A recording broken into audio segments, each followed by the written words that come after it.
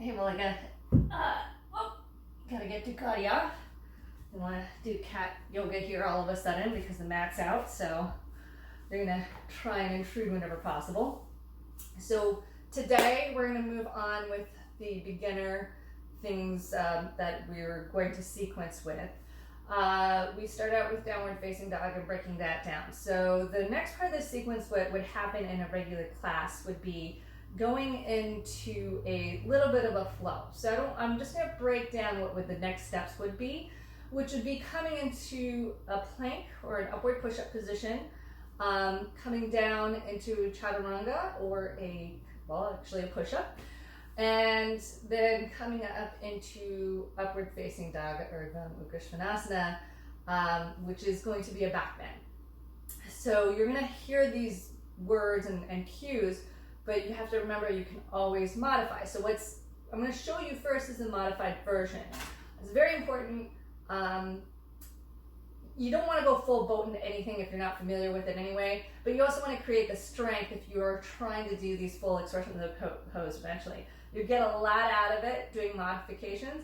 I will do modifications through a whole practice just because I don't feel like doing the full expression. My body's not feeling it that day, just not mentally there for whatever reason. So there is nothing wrong with doing the modifications, and you are better off doing a modified version and doing it correctly instead of doing the full version and doing it incorrectly, because it's a great way to injure yourself.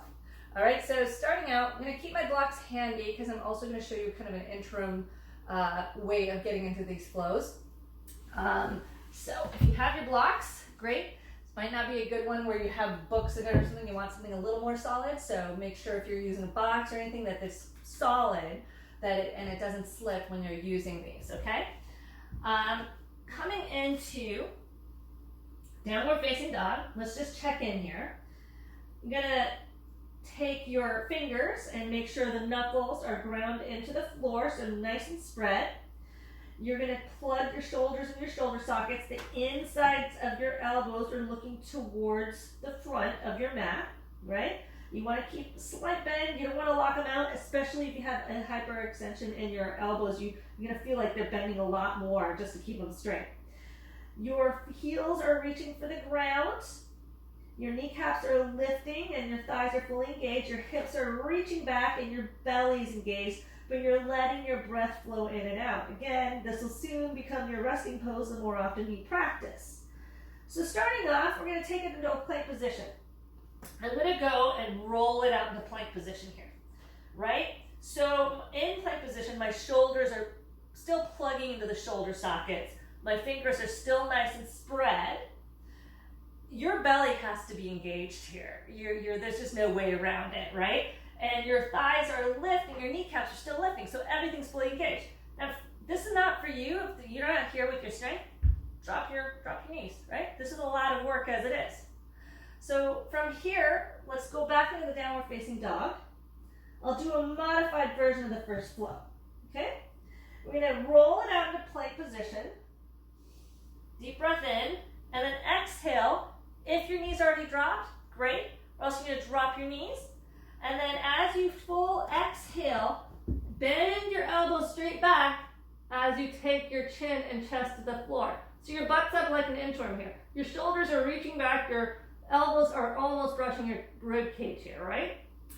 You're gonna untuck those toes and just roll your shoulders through, take your lower ribs to the floor, and you're coming into a baby cobra. So you're gonna try to reach those pinky toes towards the ground, and the shoelace sides of your feet are fully engaged. They're really reaching for the floor. This makes your kneecaps lift off the floor, and you'll feel your legs super engaged. So you should be able to take your hands off the ground. That's how much your legs are working here. I'm gonna keep my hands on the ground for a little bit of stability. And then exhale, let's come back and just take a child's pose. You're gonna take a few breaths here. If you're strong enough, you can always come back into the downward facing dog again. That'll be eventually your resting pose. And just come back into it, finding your alignment. Let's try that again. Let's break this down a little bit further, right? We're going to roll it out of plank position, right? Elbows are still looking towards the front of your mat.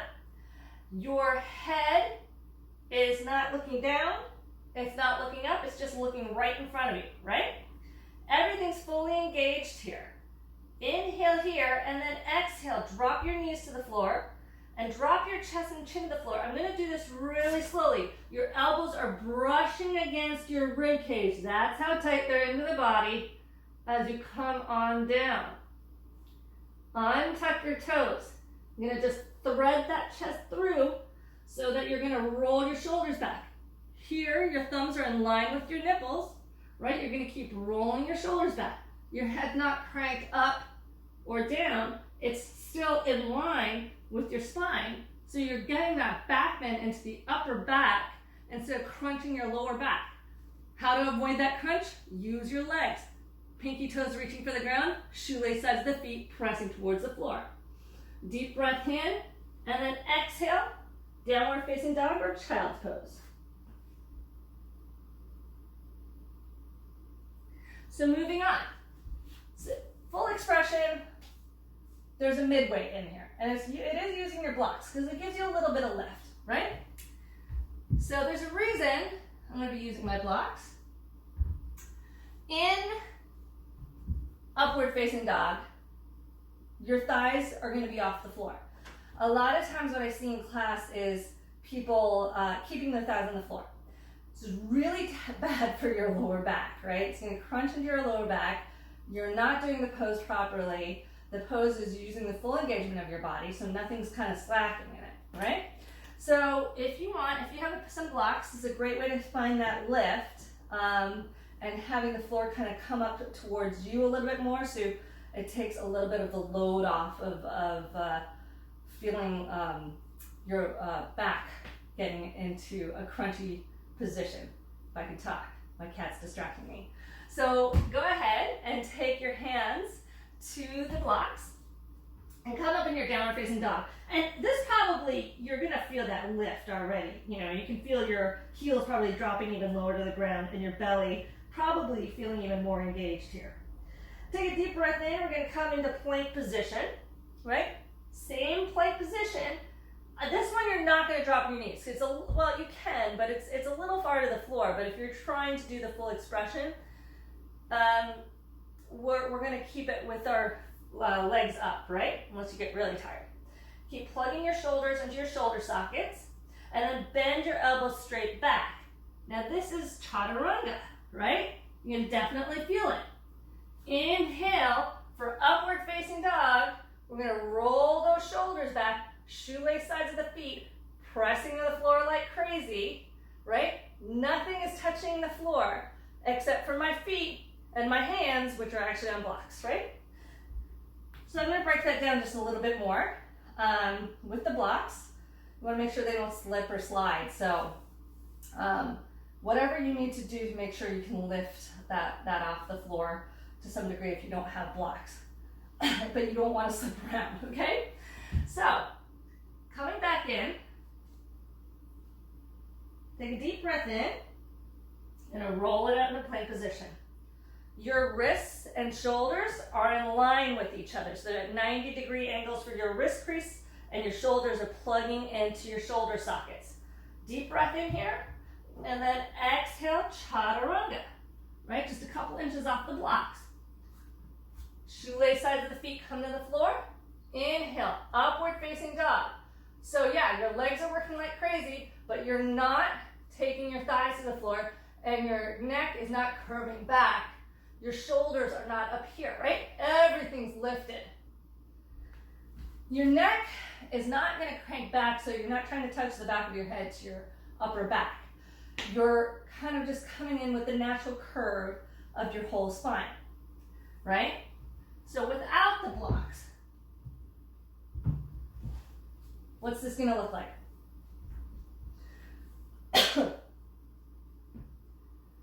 Hands on the floor, feet hip distance apart, as you come into your downward facing dog, right? Engage your belly, feel that tailbone tucking towards your heels. Deep breath in, come and roll it out into plank position. Again, inside of the elbows looking towards the front of the mat, 90-degree angle with the wrists. Rolling those shoulders or plugging those shoulders into the shoulder socket. Everything's fully engaged here. Deep breath in, exhale. Full chaturanga here. Elbows still coming towards your rib cage. Inhale, upward facing dog. You can see that I'm not like this, right? That is not upward facing dog. It's going to injure yourself. I'm going to come up into upward facing dog and then downward facing dog. So I'm going to do that one more time. And it does. I can feel it when I'm doing it wrong. It's really hard on the body. You really don't want to feel this in your lower back. You're coming up with this gentle back bend into your upper back here to really open up your heart. I'm running out of breath because I'm showing it slowly. It's a lot of work, and that's from the start with the modified version. It's a lot of work to do that modified version. So if that's where you are, stay there. It can be quite a lot, and especially if you're doing a lot of them and you're doing them slow. All right, so one more time like that. There are no timers set. My Alexa. Go ahead and come into that downward facing dog, and then roll it out into a plank position. Finding your line here. Deep breath in, exhale. Coming and brushing those elbows against the ribs. Inhale, upward facing dog.